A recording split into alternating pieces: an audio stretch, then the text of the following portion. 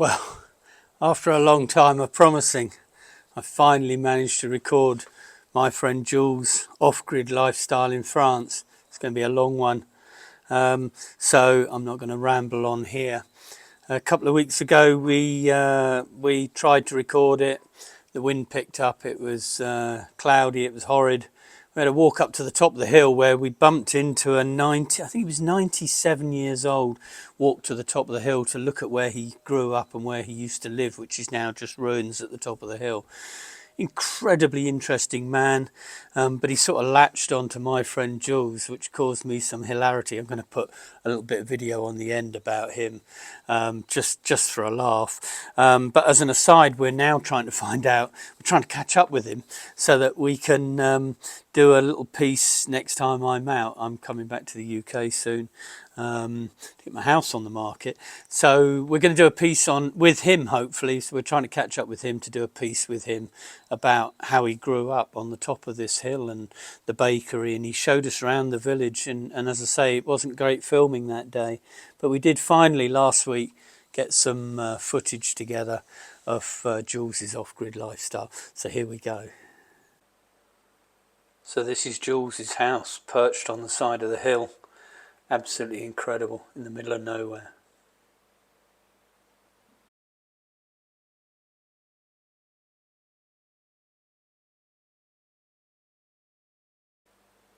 I'm not going to bore you with the whole drive up, so I've sped this up. I'm not a lunatic driver. Well, I might be a lunatic driver, but this has been sped up. Just to give you an idea quite how far it is, it's typically about 15 to 20 minutes.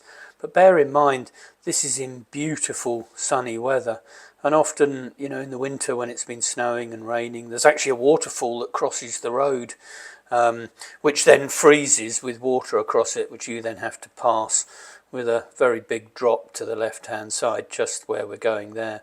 So it's not a simple drive, and it takes about 20 minutes. Once we got to the top, I met with Jools, and she took me up the last bit in her car because she knows her car can get round all the drops and the bumps without getting stuck. Again, you've got to remember that if it's pouring with rain and this turns pretty much into a river and you're up here on your own at night and you get stuck, you've got to think about that. And personally, I'm very impressed with Jools' resilience, the fact she goes up here all on her own. I mean, there's nobody for miles and miles and miles. Yes, you've got a mobile, but again, you know, it'd be a long time before somebody could come out and help you. And this just shows the severity of the track. It's really quite incredible.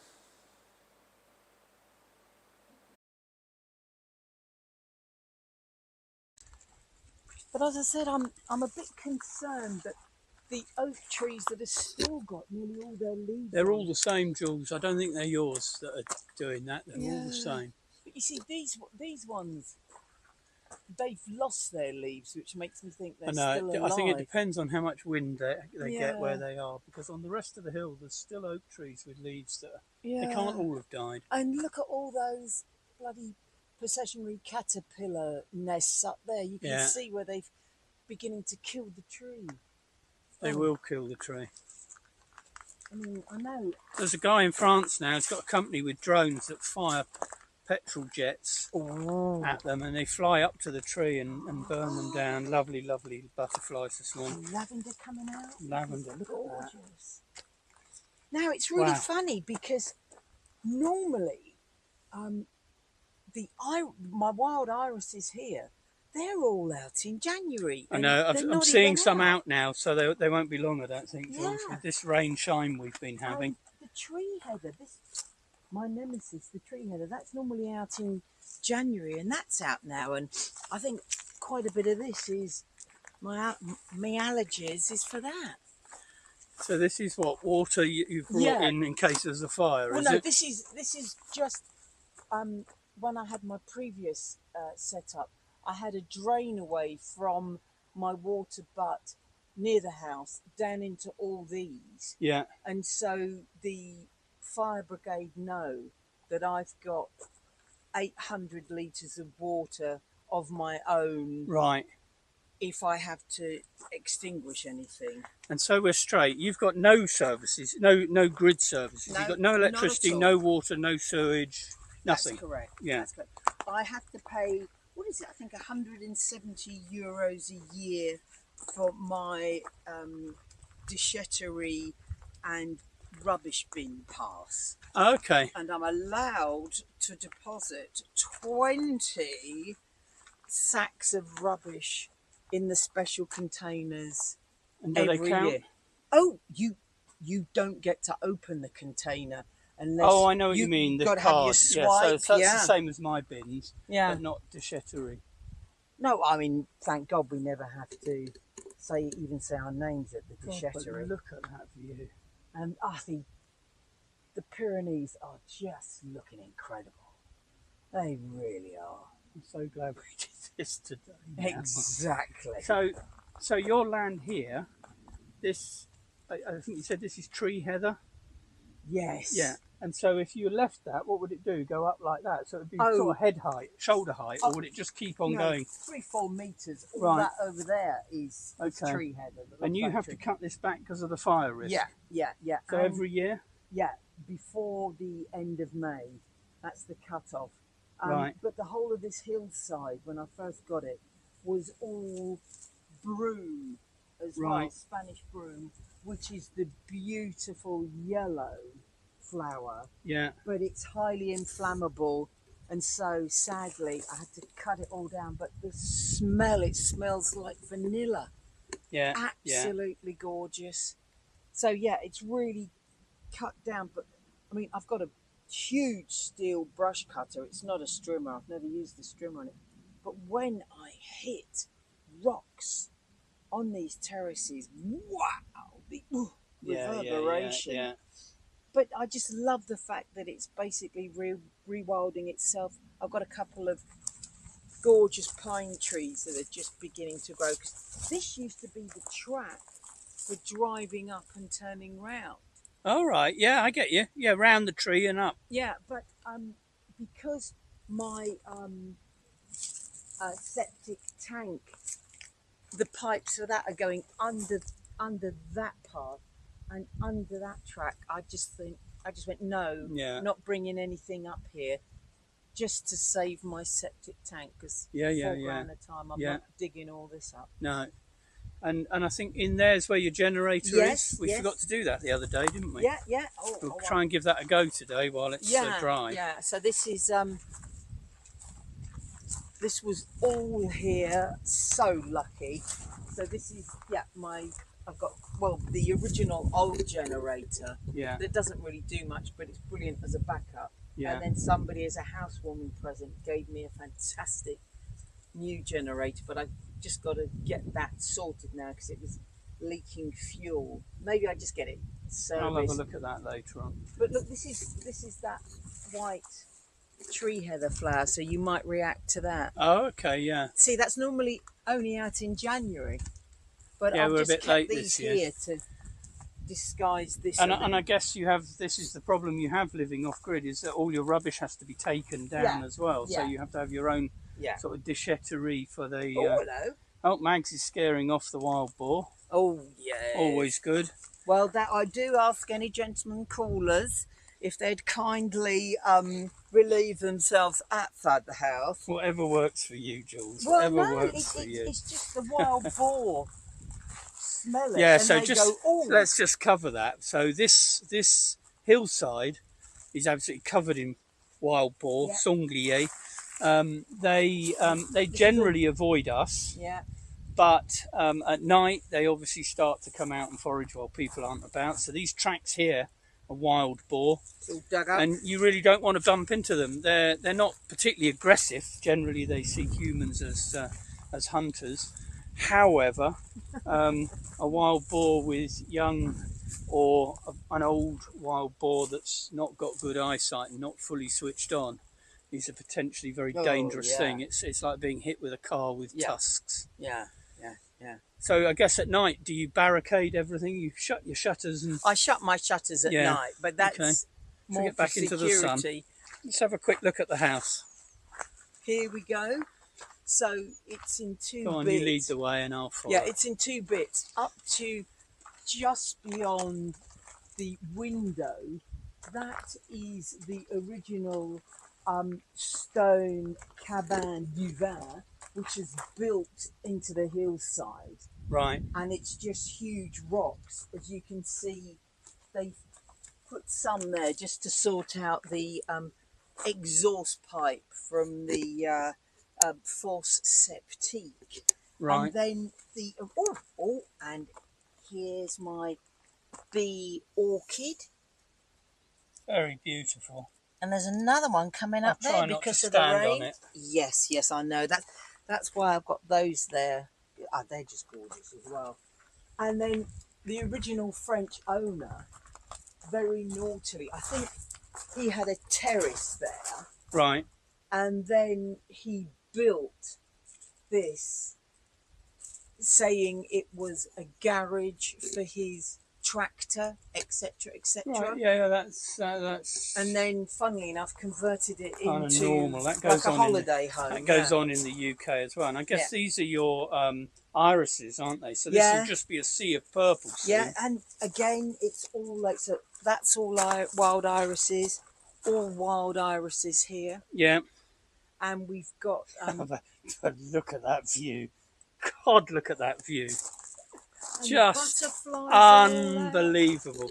And just before we turned the camera on, which is Sod's Law, we had an eagle go up the valley here, quite low below us. I reckon its wingspan was a good 6 feet. And then it started spiralling up on the thermals and then cleared off. But looking at this thing, I mean, it was like watching an aircraft go up there. Oh, incredible. A good 6 foot wingspan. Just incredible. So the nature here is just amazing. And that was the biggest one I've seen. That's what she said. Ka-ching! Oh, yes. This man should Gotta be get that one sponsored in. by Gotta get that Zildjian one Symbols. Oh, dear. Let's have a quick look inside then. So, your water, let me get this right. You've got a well down here. Yeah. Oh, yes. Here You don't need to see it, Jules. it's hidden. So there's a well sunk into the ground down here. The pump for it is again in the little generator house, and that's when I pull out the generator to go there. So, and I've got solar panels. Hang on. Oh. So the water, you run the generator and run the pump, and it pumps the water up to a tank at the very back, which you may be able to see from the camera, we may not. 20, 30 metres uphill in the shade to be able to get the force ahead of down. water, so you don't then have to pump it down as well. Yeah, because somebody did a separate solar panel that was meant to power a separate pump, just pumping water sort of nearly a metre into the house. Yeah. Which was just ridiculous. It's just crazy, yeah. Yeah. So you've got a head of water, that's your fresh water from the well. Yeah. Can you drink that? I filter it. Oh, that's right. I helped you with the filters We've once, got a didn't filter at the back. Yeah. And then I've got the Brita Pro filters. Right. That humdinger. It's just the jug, but on steroids. Yeah. So that's your clean water, fresh water. Yeah. And then I'm guessing you don't waste any water up here, do you? No. I'm when noticing I have a the shower, water butt here with so you get any water, any rain you might get, at least you can salvage. And then I flush the loo with it. In fact, first thing in the morning, I filter that as water. In the winter, not from now on, no, because it's too mild. Yeah. And then it's absolutely delicious because it's so soft. Yeah, because it's rainwater. Versus the very hard water of the area. Yeah. And so then you've got grey water that you then reuse from the shower and things for flushing the loo and stuff like that. Yeah, and this is how I do my washing up. So this is rainwater. Yeah. In there, soak, and that's warming up. Yeah. And then in the afternoon, I'll get a rainwater rinsing bowl out. Yeah. And then put it there and on, so it all dries out in the rain. So you effectively wash outside, wash everything outside. It makes sense. Not myself, I don't want to frighten the wild boar. Or you do want to frighten the wild boar. Well, look, I've got got some pretty amazing. That's a scythe. Oh, I thought the Grim Reaper had been up here. No, just come visiting. But and this is my sort of. That's always full of dry wood. Yeah. But again, I can put that back into my wood store that I. Yeah. In fact, you and I remember me calling you from the supermarket going, yeah. Can you come and help me drag a piece of wood up a hill? And it was a complete pallet with side, so it's now my wood store. And I guess everything's dried in the air. Yeah, it's very much back to nature, isn't it? And I guess, you know, in the UK, you'd never be able to do anything like this because you wouldn't be able to rely on the weather. Whereas here, you know, how often does it rain? Hardly ever. Well, no, and when it does rain, it doesn't matter because that's how I fill this up, and that's how it rinses. Yeah, perfect. You know, I'm so lucky to have inherited proper wood double glazing. So we'll go inside. I think the camera might go into a bit of a fit as we walk in because it's... so are my glasses. So, you know, as we walk in. So, electricity. Let's cover your electricity because we were in here. Right, here we go.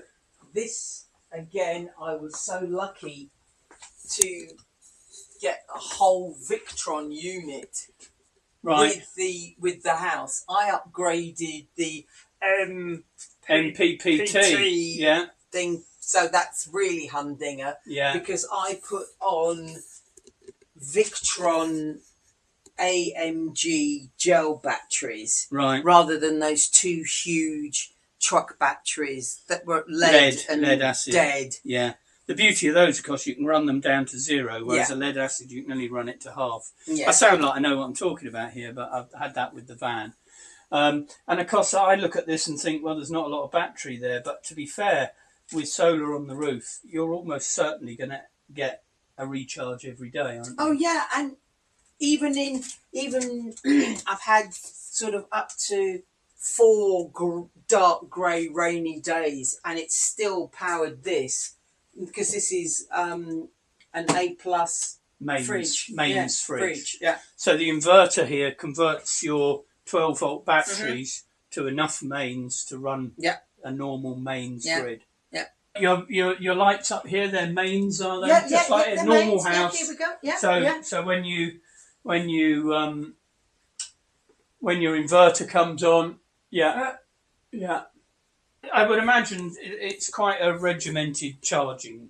Well, so you have to be thoughtful. A bit like with my van, I have to be a bit thoughtful. You can't just... Well, in fact, with my van now, I can pretty much just run it as I would a house because I've got so much battery. You've got ridiculous. 3 times more battery in your van than I've got in the 400 amp hours in the van. I've got 120. Oh, you see, mine's bigger than yours. I'm going to have to cut so much out of these videos. So I don't really have to think too much. But I guess if your choice is to put in some whacking great batteries and not have to think about your energy, or have a certain regimented... Well, I mean, I've also got solar lamps outside that are outside on charge. Oh, camera's ready for the camera to go into a fit again as we go out into the bright. You see, here's my gorgeous B&M bargain. Living the dream. 10 metres of lamps, and that was like €20. Okay. And I've got the little, its own little solar panel on the roof. Yeah. That's gorgeous. But here we go. Here's my little collection of solar lights, and these collection of broken things. Yes. I stood on one of those last time I was up here. Your charging table. Yeah, this is my because in the winter I just keep them on there. Right. And then they get the sun all day. But now we've got more sun. And so this really charges. Hang on a minute, let me stop you there.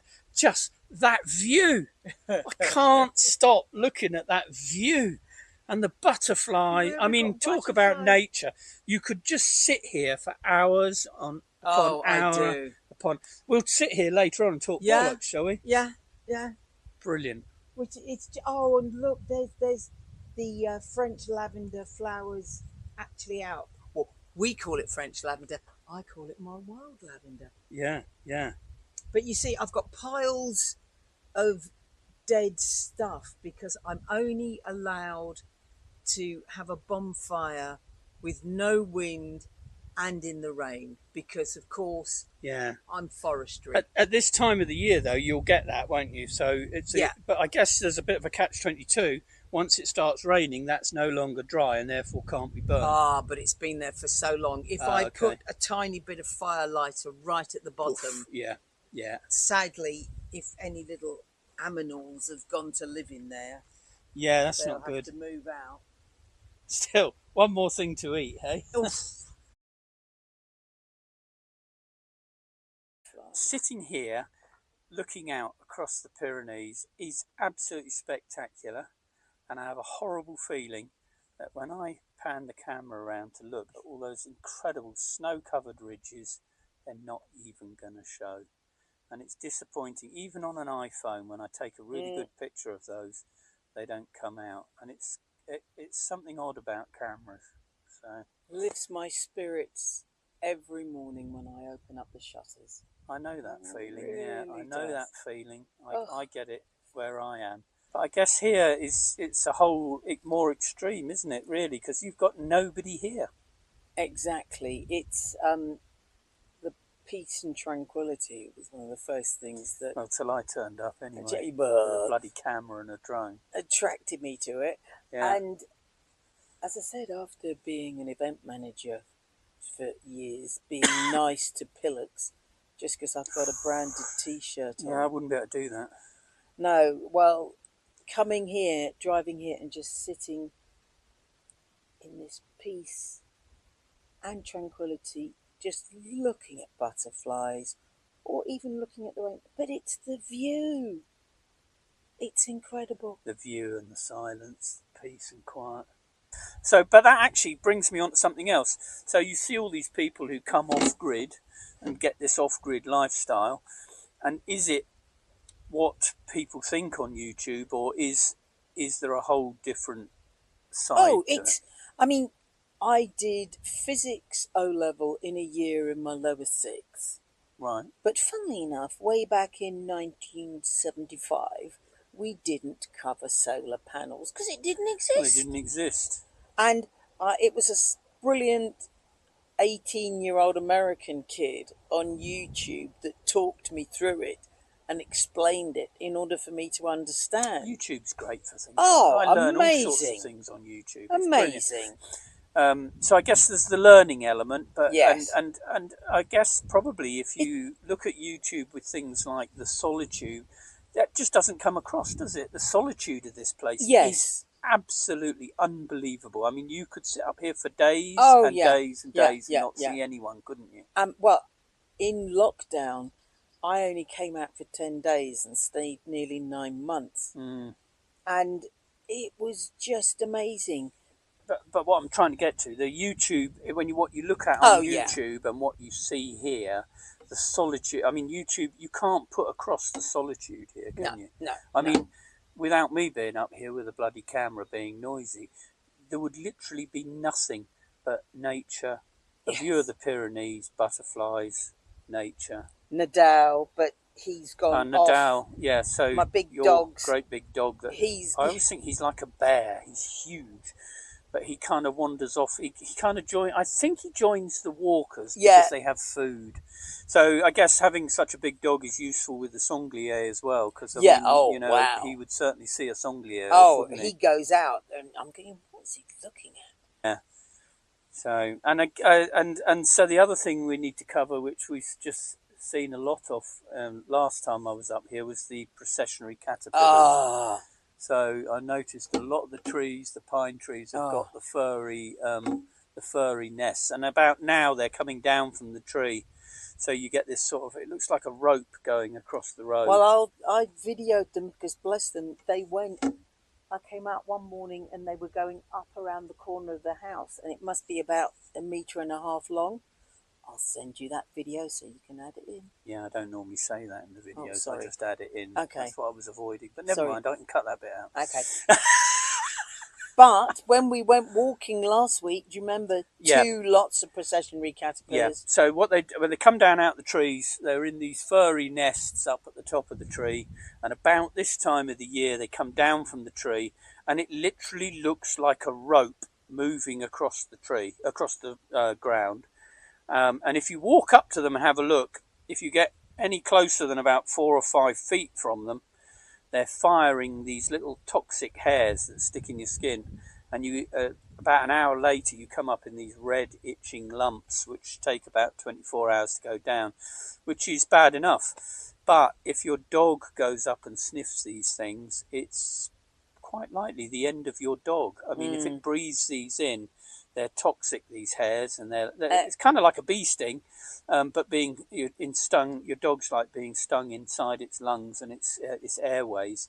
And certainly, if your dog takes a good snort of these caterpillars, you're lucky if you can keep hold of your dog. Yeah. So at this time of the year, we need to look out for them.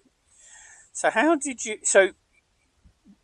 end up here? How did you end up finding this place? And I believe you're from Fulham, darling, aren't you? Yes, I'm a Fulham baby, sweetheart, darling. That's where my apartment is. Location. I can't think of anything more different from Fulham than here. Exactly. So how did you end up here? What happened, and why this area, and how did you come to buy here? It was the summer of 2018. I just loaded my car, tent, food, everything, and came down visiting. The first people I visited were chums that have got a gorgeous, totally renovated house in a hilltop village in Provence. Lovely. With their own artisanal chocolate and fondant shop at the bottom of the hill. Get on with it. Yeah, Come on. and then I drove. To keep you in line here, because I'm the one that goes down Tangent Boulevard. And then I went on to visit.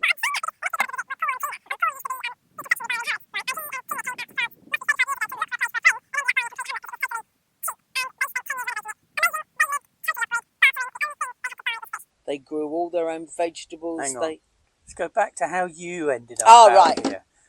So I spent a whole summer visiting friends, camping, just really checking out all the different areas, because I got so sick of the expats pages in Facebook where people get so prescriptive. Right. You've got to come out and experience it.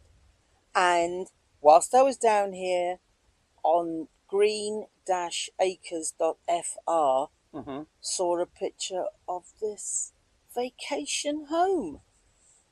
Contacted them, the guy showing me a maison de maître in Rieux. I went, no, I really want to see the vacation home. That's what I really want. Oh, there's somebody involved with it. Okay, I really want to see it. And his boss called me up the next day, wonderful lady, Paola, and said, yes, there is somebody interested, but they need a mortgage. Before you take the piss out of her accent, just bear in mind she might watch this. Yes, no, she said, there is somebody interested, but they need a mortgage. Bless them, they wanted to have a market garden here. Okay. With a mortgage. That was going to be hard work. Oh, my. Well, But it is all terraced, isn't it? Yes, but the water. The irrigation system, you'd have to... I mean, I've got those 800 litres. Yeah, but they're for fire, not for irrigation. Yeah, and I want to put it so that I've got one on each of my terraces. But then I think I can only ever do olive trees or lavender anyway. Well, the saying for olive trees is that you plant them for your children because they take at least 10 years before they actually produce anything. Exactly. 20 or 30 years before they so really that'd become be for productive. the godchildren. So did we actually get to the bottom of how you ended up out here? Yeah, so you then, I think somebody had made an offer on here, but it hadn't been completed. No, because they needed what's called an agricultural mortgage. Right. And so Paola called up, she went, right, there's somebody interested, but it's not signed. Nothing's over until the fat lady sings, and One of my sayings. I fully can't endorse hear that. any singing. Yeah. Yeah, baby. Okay.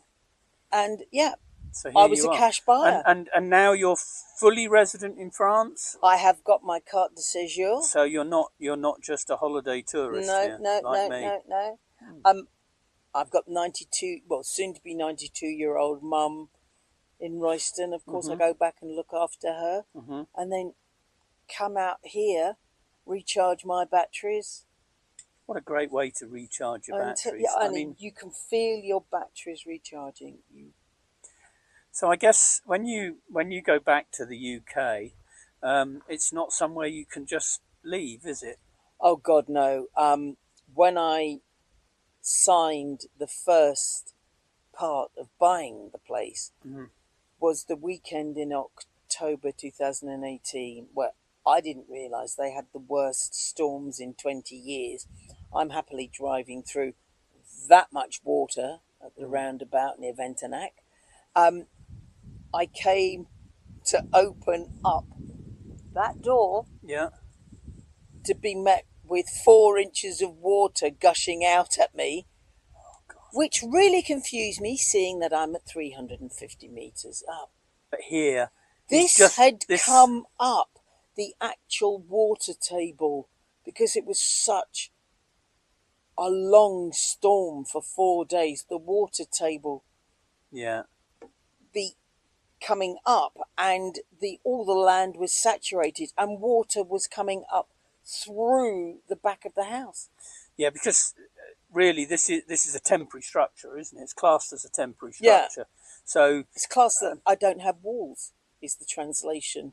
Wow. On the deeds to my house. That's why I don't pay any foncière. That's very nice. Yes. That's very nice. But in return for that, you have the fact that when you go back to the UK, you know, you lock it up, but you're not entirely sure what you're going to find when you come back. Everything in the summer, it's okay, but then again, the mice. Yeah. I have ultrasonic devices. They don't work, by the way. I've tried them. They don't work at all. Well, I have those on all the time. When I leave, I spray a mixture of tea tree oil and bleach. That sounds hideous. In every corner, but it's the strong smell to stop them coming anywhere nearby. Yeah. My lovely idea of having wickerwork baskets for people to put their clothes in. Sorry, when I they don't get any of that. It's all too girly. Yeah, I know. Me. Forget it, because these little rat bags eat through everything. So it's sealable, big plastic boxes. I guess a mouse will get through a plastic box even if it's determined. But it gets bored. It prefers something. It's eaten through rugs. Well, you say it's probably hundreds of them. Oh my God! Yeah, everything gets. Oh, lovely butterfly. Everything gets eaten, doesn't it? Yeah. And that's mice. Mice, not rats, is it? That's mice, and this is me taking everything up. Yeah. But it's so annoying. I keep all my hammocks in that room rolled up on top of a 2 metre high. Trouble with mice is they can run up walls. I mean, they'll get everywhere. They ate them. The actual. Oh, sorry, hun. The cover for my wood store is now a mice-eaten bloody hammock, because the little sods shoot through it. So I guess it's along with the positives of living in nature come the negatives as well. Yeah. The sanglier, the mice. I've got to say, I'm amazed how you walk up here at night. I mean, I know this is probably the safest place in the world because there's never going to be anyone here. But I have to say, at 11 o'clock, 12 o'clock at night, when your nearest neighbour is miles away, on a deserted forest, probably the worst thing that's likely to happen is you're going to bump into sanglier, and chances are, if you've got a torch, they're going to see that and not come near you. And you've got your bloody great dog, which will, as soon as you come up the drive, is going to be looking out for you and things. Yes. But even with all that, there's the bogeyman.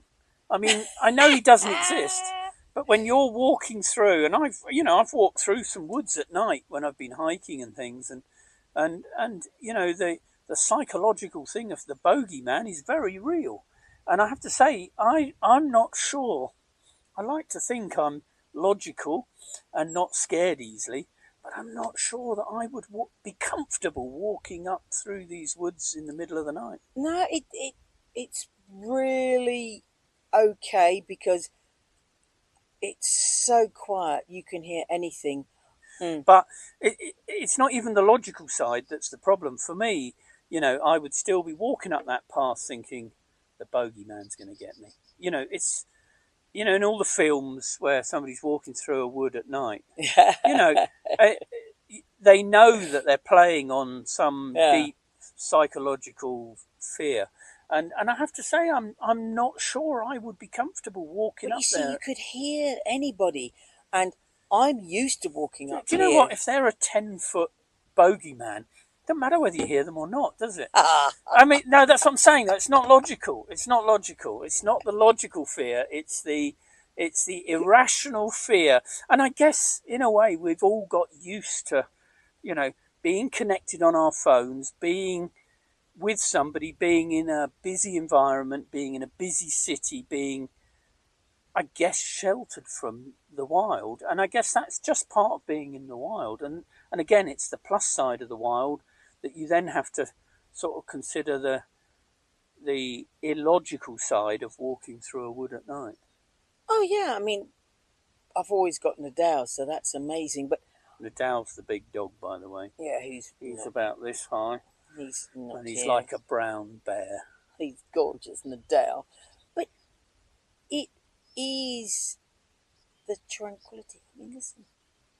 I know. If it wasn't for me making such a noise, the bird song, the insects, the cicadas, there's just so much going on. 25.5 degrees centigrade is when the cicadas kick in. Oh my God, it can be deafening up here. I've had that in Azilene actually, and the noise was just shocking. And the incredible thing was they stopped like somebody had flicked a switch. Yeah. I joked that they were probably on speakers because it's like somebody had gone bump and they were off. No, 25.5. Isn't it weird? That storm was probably the last time I heard the frogs up here because there's a joke there. Yeah. I'm not gonna do the frog joke in France. Go on. Sorry. But how weird. How weird that I'm not going to do that joke when it's so easy. Well, I start off every morning opening the shutters, putting out my solar light to recharge. Mm-hmm. Putting out yourself to recharge. Yeah. And doing my to-do list. And then if it's a gorgeous day,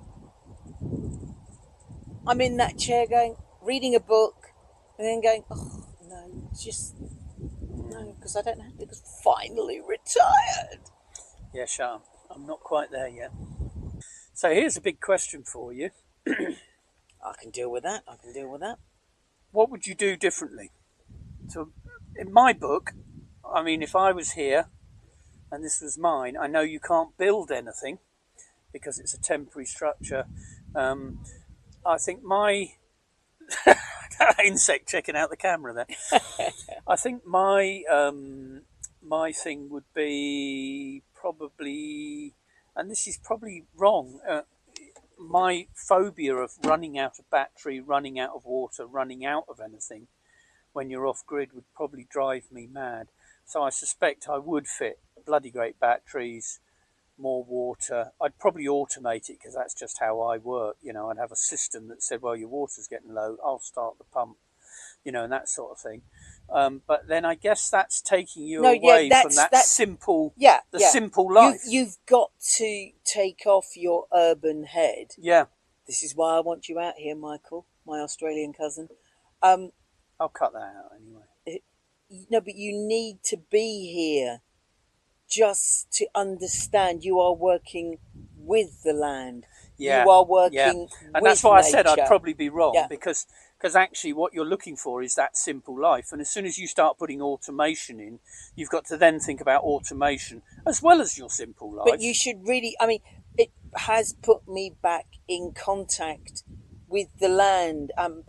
Like Nadal knows, as soon as I put on my hiking boots, he starts throwing things around because he knows we're going on a big walk. And the joy of that. Yeah. So it's the simple joys rather than making it complex. So is there anything you'd change?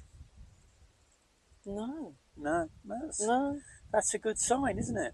Yeah, I mean, I mean, we're creatures that are looking to change things and looking to improve or looking to, to make better. So if you can sit there, and say, I would change nothing at the moment. And I've got to say, I'm much the same with my life at the moment. Oh, God, yeah. I think, a little bit more security over money because I'm trying to semi-retire would be nice. And I'm having to resist, well, when's the next project coming up? Would be nice, but actually I have to resist that. And there's not many people that can cut your cloth, you see, cutting your cloth to... That sounds rude. Cutting your cloth to suit your lifestyle. Yeah. No, I get what you're saying. But there's not many people that can sit there and say, actually, I would change nothing. And at the moment, I don't think I would change anything in my life. So you're sitting there saying, I would change nothing about this is actually quite an accolade. Yeah. What would you say to people, because there's going to be somebody on here, well, no, I'm hoping that the sort of people that watch this are thinking about doing exactly this.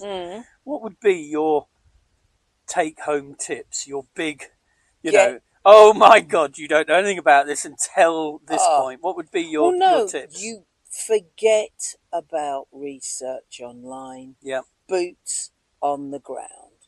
Yeah. You've got to invest time yourself. Yeah. I was looking for a 2-3 bedroomed house with a terrace. I now own... Excuse me, I like to call it a terrace. A terrace. And I now own... Something completely different. Totally off-grid house with 5 acres of land. Yeah, but... So boots on the ground is a good tip. Yeah. What else? What sort of things? What do you think are the things that will catch people that people don't know about, that don't understand about coming off grid? First thing, find out your water table. Yeah, that's good advice actually, because I looked at a place in Portugal, and actually, an ex-girlfriend and I spent a lot of time in Portugal. We found that you could buy a quinta, a small farm, for a lot less than you would buy a shitty house in the UK. But no water. And we looked at it, and somebody said to us, somebody who'd bought out there, said to us, whatever you do, you have to remember that the water table now is something like 50 to 60 metres down. Yeah. Whereas when we bought, the water table was 5 metres down. Yeah. So now you just can't get water. Exactly. So I guess that's a key thing here. If you think Catalonia in northwest Spain, the whole of Catalonia is in drought measures. So that's not people like me living off grid. Pretty much the whole of the south of France is now. I mean, but they are official. Yeah. So, with the best will in the world, sailor showers. You have to adapt. When I was in... I'm not sailing with showers anymore. I'm not showering with sailors anymore. Oh, but you like it. But we're going to be cutting so much out of this video, there'll be nothing left at the end of it. Yeah, but I mean, now it's UV Force 3, so I've got factor 30 on. Next week, exactly. And who is the one that went bright red on the yellow train? Because they weren't wearing factor 50. More to be cut out from the video again. But it's taking off your urban head. Yeah, that's it. My cousin was going, right, well, we'll just have gravel delivered. It's like, having gravel delivered will cost 3 times as much, at least, as the actual gravel. And we've got shale there that I can just dig out. Yeah, you've got to be a bit more resourceful, I Yeah, guess. very resourceful. You've got to And think I for guess yourself. another con, which I think I would notice fairly quickly. I'm not very organised with my shopping, so I tend to go to the shop every other day because I didn't think to get something the time before. No. So your journey down from here down to the nearest, not necessarily shop, but nearest civilization, nearest village, is what, a good 20 minutes, Yeah, isn't it? yeah. And that's in good weather. So Oh, if it's God, yeah. icy or raining Oh. or whatever, it'd be a lot longer. Yeah, it will be, because some of the road got washed away in 2018. So, I mean, for me, that would be a con. But then, you know, as we're slowly talking through all these things, what we're discovering actually is there's a price to pay for this solitude, and that is one of the prices to pay for this And solitude. if you're not... If you had a shop at the end of the road, you wouldn't have this solitude. No. And, you know, you're not going to get a cleaner coming up here. You have to do everything Well, yourself. that's it for me, I'm off. But, as I said, my washing up, I do it outside. Rainwater, all the washing gets put into one container. Rainwater, soak, and another rainwater rinsing container, and then I leave it outside to dry. If it rains overnight, it's kind of a bit camping, isn't it? It is. This is true glamping. Glamping. You know. And by the way, if you're interested, Jools is thinking of setting up a glamping site up here. If you want to take it, do you know what? I've actually noticed snow disappearing off that peak as we've sat here today. Yeah. So the old snow-capped Pyrenees are definitely starting to thaw now. I'm glad we skied when we did. What are you pointing at? Listen. All right. Ah, Nadal. It's Nadal. He's bored. He's a good mile or two away yet, I think. Yeah.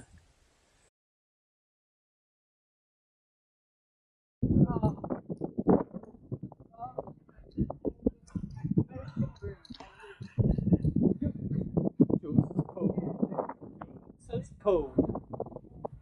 Thanks.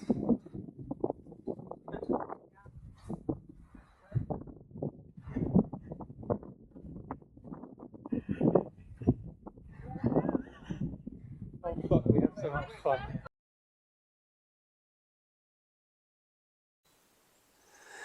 What's next? I don't know. I have a feeling it's going to be to do with getting my house on the market and sold.